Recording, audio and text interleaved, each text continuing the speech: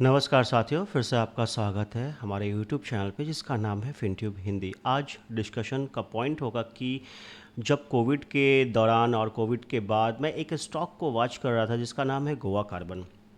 उस स्टॉक में पिछले 2-4 साल में क्या हुआ वो हम डिस्कस करेंगे, क्या प्रॉफिट क्या लॉस हुआ और क्या उस टाइम पे पागलपंती के दौर से ये जो गोवा कार्बन है वो आगे जा रहा था और ये क्या काम करती है और इसका कितना स्केल है इंडिया में।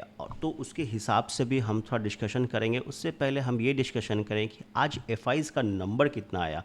वैसे क्रूड ऑयल अभी भी 93 को ही क्रॉस किया है और वहाँ पे जाकर के कंप्लीट स्टेबल हो गया। अब वहाँ से धीरे धीरे नीचे आने का प्रयास कर रहा है लेकिन हो नहीं पा रहा है। कोई कुछ हो रहा है, कोई कुछ बोल दे रहा है, कभी अमेरिका, कभी ईरान, कभी ये कभी वो सब हो रहा है। उसके वजह से थोड़ा सा जो है पूरे अब दुनिया भर का जो मार्केट है वो एक दूसरे से लिंक्ड हो गया है। आप जब इन्फ्लेशन का नंबर भी आना जल्दी ही शुरू हो जाएगा, बस 1 महीने और सितंबर से पूरे दुनिया भर में इन्फ्लेशन का नंबर हर एक आदमी अपना रिपोर्ट कार्ड खोल के बैठ जाएगा और आप देखेंगे और हम भी देखेंगे। और हम आज डिस्कस करें कि एफ और डी में आज जो पैसा डाला है जो पॉजिटिव में है वो 1181.70 करोड़ जो एफ का नंबर है, और डी वालों ने भी पैसा डाला है आज 2493.40। लेकिन फिर भी मार्केट में कुछ हुआ नहीं, थोड़ा मिड कैप आगे पीछे गया, वहाँ से फिर लास्ट में थोड़ा सा मोमेंटम दे करके क्लोज कर दिया। और जब आप देखेंगे कि आज तो लगभग लाल लाल निशान में ही क्लोज हुआ। एक्सपेक्टेड की निफ्टी मेटल को जब आप देखेंगे तो 208 पॉइंट के बढ़त से था और मिड कैप में देखेंगे तो 23 के बढ़त में था। और निफ्टी आईटी लगभग 64 पॉइंट के बढ़त में था। निफ्टी 50 ये सब देखेंगे तो पूरा कंप्लीट वो बैंकेक्स को देखेंगे, निफ्टी प्राइवेट बैंक्स को देखेंगे तो ये सारा लाल निशान में ही क्लोज हुआ है आज। और हम डिस्कशन का हमारा ये पॉइंट ये था कि क्या मुझे लगता है कि जो गोवा कार्बन है वो कहाँ तक पहुँचेगा। और जब कोविड के ड्यूरेशन में जब आप देख रहे थे तो गोवा कार्बन लगभग 1000 के अप्रॉक्स में जाते जाते रह गया। वहाँ से शायद 50 या 40-50 रुपए वहाँ से कम था। उसके बाद जो गोवा कार्बन जैसे ही कोविड ख़त्म हुआ धीरे धीरे वो आना नीचे स्टार्ट हो गया। गोवा कार्बन कैल्सिनाइड पेट्रोलियम कोक का काम करती है। अब ये कैल्सिनाइड पेट्रोलियम कोक क्या है, इसके अगर ये आसान शब्दों में ये समझा जाए तो ये समझा कि एल्युमिनियम को जो गलाने के लिए, जो पिघलाने के लिए जो केमिकल यूज़ होता है उसमें नंबर 1 कंपनी है इंडिया में। उससे बड़ी कोई कंपनी नहीं है। लेकिन ये कितना हो सकता है, 1967 के अप्रॉक्स में ये कंपनी खुली थी और लगभग वहाँ से लेके 2026 में आएंगे तो लगभग 59 साल हुआ है। 69 ईयर्स में जब आप गोवा कार्बन को देखेंगे तो आपको एक व्यू समझ में आएगा कि आखिर 67 ईयर्स में क्यों इतना मार्केट का जो डिमांड और सप्लाई का जो इक्वेशन है वो कितना है। 321 करोड़ आज के डेट में मार्केट कैप है। और आप जैसे ही इसके 5 इयर्स का या 10 इयर्स का आप जब डेटा उठाएंगे तो ये लगभग 917.85 हो करके गुजरा था ये स्टॉक, जो मुझे याद पड़ता है आज भी। और वहाँ से आज घटते घटते घटते घटते काफ़ी घट गया है ये स्टॉक और 352 पे ट्रेड कर रहा है। अब ये अगर आपको लगता है कि आने वाला टाइम पे जो गोवा कार्बन है वो ग्रोथ करेगा तो वो कैसे करेगा, क्या करेगा, वो भी आपको देखना चाहिए। और कंपनी वैसे अपना तो डेट धीरे धीरे कम कर रही है। आप इसका जब सेल्स देखेंगे तो जून 2023 में 382.17 करोड़ था और आज के डेट में देखेंगे जून 2026 का जब आप रिज़ल्ट देखेंगे तो 65.70। आप सोचिए कितना सेल्स गिर गया, कहाँ 65 और कहाँ 382 था 2023 में। तो उसके हिसाब से भी आपको समझ में आएगा। और दूसरी बात, जब आप नेट प्रॉफिट भी देखेंगे तो 2023 में 12.59 करोड़ की नेट प्रॉफिट कंपनी करती थी। Complete profit after tax, profit before tax की अगर बात करेंगे तो 16.92 2023 जून में करती थी।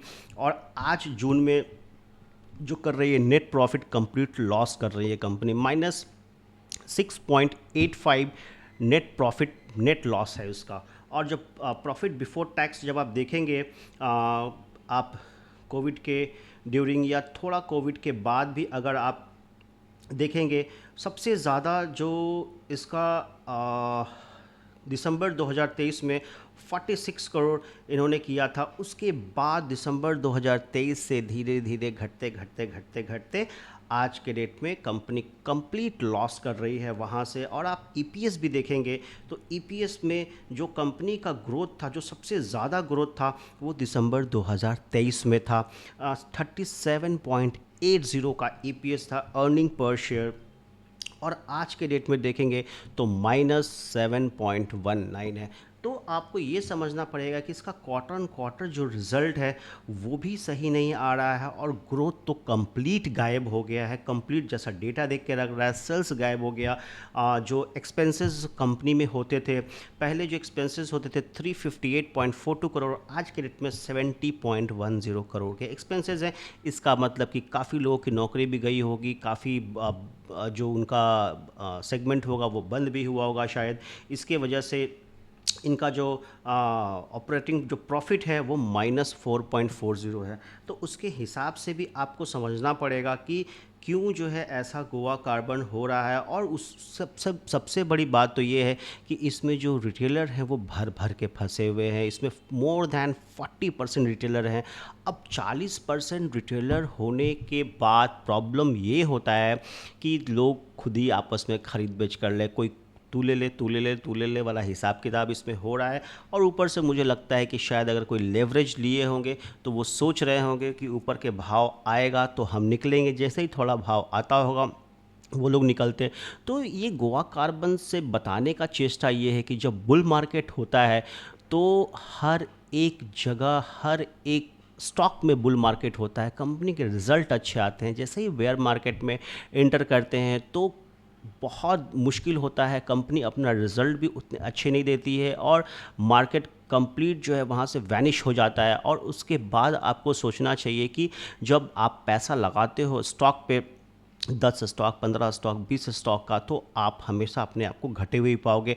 और मैं हर बार यही बोल रहा हूँ कि आप जैसे ही थोड़ा सा आपका पोर्टफोलियो रिकवर करके एक स्टेबल मोड में आता है, 5, 7, 8% ऊपर जाता है 3-4 महीने में, ठीक चौथे 5वें महीने में ऐसा होता है 10 दिन, 15 दिन, 20 दिन में कि फिर से वो खींच के आपको जो 3 महीना पहले आपका जितना लॉस हो रहा था वो एग्जैक्ट नंबर वही मैच करता है। तो आजकल का बाजार यही है, 3-4 महीने में एक बार ऐसा 20 दिन आएगा जो आपको पकड़ के ठीक पीछे कर देगा और फिर वो आगे जाएगा। यही गोल गोल जो चक्र है, मैं 2 साल से देख रहा हूँ, 2.5 साल से देख रहा हूँ, यही चल रहा है। अभी ये कितने दिन चलेगा? जब तक लोग बुलिश रहेंगे स्टॉक मार्केट में, जितना पूरा जो गांव दुनिया है वो पूरा उठा करके पैसा जब यहाँ डाली है, तो उनको भी समझना चाहिए कि सिर्फ स्टॉक मार्केट करने से पैसा नहीं बनता है। स्टॉक मार्केट में आपको अपॉर्चुनिटी तलाशनी पड़ती है, आपको 360 व्यू रखना पड़ेगा। कौन सा ऐसा सेगमेंट है जो बेयर मार्केट में भी बुल मार्केट वाला जो स्टॉक है उसको पकड़ के रखना पड़ेगा। और वहाँ से ऐसा नहीं कि लेकर रख लिए तो 20 साल लेकर रख लिए, 10 साल लेकर रख लिए, 5 साल लेकर, क्योंकि उसका फ्लेवर ख़त्म हो जाएगा। क्योंकि बेयर मार्केट में वैसे ही बहुत कम स्टॉक फ्लेवर वाले होते हैं जो आपको लेके रखना है। और जैसे ही आपका भाव आएगा, जैसे ही उसका पी लगेगा कि अब यहाँ से एक्सपेंशन बहुत ज़्यादा हो गया है, तो वहाँ से फटक सा निकल जाना है। या फिर जहाँ पे लगे कि रिटेलर बहुत ज़्यादा हो गया है, मोर दैन 20%, मोर दैन 25% हो गया है, तो वो स्टॉक चलना बंद हो जाता है। तो उसके हिसाब से भी आपको गोवा कार्बन को समझना पड़ेगा। और उसके बाद सबसे हम इसमें देख लेते हैं कि आखिर इसमें कौन कौन से लोग हैं जो फंसे हुए हैं। ये आपका investor education and protection fund authority 1.95% का उसमें शेयर होल्डिंग है। नंबर ऑफ़ शेयर है उसमें 29,776, 29,776 शेयर उनके पास है। एफआईएस के पास कुछ नहीं है। और सबसे ज़्यादा तो इसमें रिटेलर के पास ही है, मोर दैन 40% शेयर जो है वो है। बाकी प्रमोटर के पास है, कुछ इधर उधर होगा। तो उसके हिसाब से भी आपको सोचना चाहिए कि बुल मार्केट को दिमाग में रखना है, बेयर मार्केट को भी दिमाग में रखना है, और ऐसे स्टॉक से आपको सबक मिलना चाहिए, आपको देखने आना चाहिए आपके पोर्टफोलियो में जो स्टॉक है, अगर जो कंसंट्रेटेड जो पोर्टफोलियो है वो आपको हर वक्त उसका हर महीने का क्वार्टर एंड क्वार्टर रिजल्ट देखना चाहिए। और आपको क्या लगता है अगर 57 ईयर्स में गोवा कार्बन में एक न जन बोले कि आप थोड़ा धीरे बोलिएगा तो बात समझ में आएगी, क्योंकि मैं थोड़ा सा जल्दी जल्दी बोलता हूँ, इसलिए मैंने आज से बड़े आराम से बड़े इत्मीनान से बात करना स्टार्ट कर दिया है। और आप जब देखेंगे गोवा कार्बन 321 करोड़ 57 ईयर्स में, आप सोचिए कि कौन आदमी उसमें पैसा बनाया होगा। अब ये आंसर मैं आप पे छोड़ता हूँ। तो हम आज का वीडियो यहीं तक रखते हैं, फिर कल मुलाकात होगी, तब तक के लिए थैंक यू सो मच। जय हिंद, जय भारत।